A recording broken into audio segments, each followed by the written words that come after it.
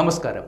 Curriculum വിദ്യാഭ്യാസ നയങ്ങൾ എന്നിവയുടെ പരിഷ്കരണത്തിന് വിദഗ്ധ സമിതികൾ നടത്തുന്ന ഇടപെടലുകളുടെയും നിർദ്ദേശങ്ങളുടെയും തുടർച്ചയായി സമഗ്രവും സമൂലമായ ദിശമാറ്റം ഉന്നത വിദ്യാഭ്യാസ മേഖലയിൽ അനിവാര്യമെന്ന് മന്ത്രി ഡോക്ടർ ആർ ബിന്ദു കൊച്ചി ശാസ്ത്ര സാങ്കേതിക സർവകലാശാലയിൽ അന്താരാഷ്ട്ര വിദ്യാഭ്യാസ കോൺക്ലേവിന്റെ നടത്തിപ്പിനായി ചുമതലപ്പെടുത്തിയ കമ്മിറ്റികളുടെ യോഗത്തിൽ സംസാരിക്കുകയായിരുന്നു മന്ത്രി.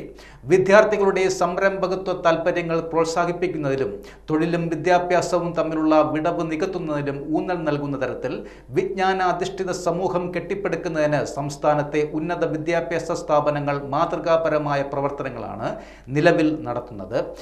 കേരള സംസ്ഥാന ഉന്നത വിദ്യാഭ്യാസ കൗൺസിലിന്റെ ആഭിമുഖ്യത്തിൽ നടക്കുന്ന shaping Kerala's future international conclave on next gen higher education January 14-15 തീയതികളിലായി കൊച്ചി ശാസ്ത്ര സാങ്കേതിക സർവകലാശാലയിൽ നടത്തുന്നതാണ്.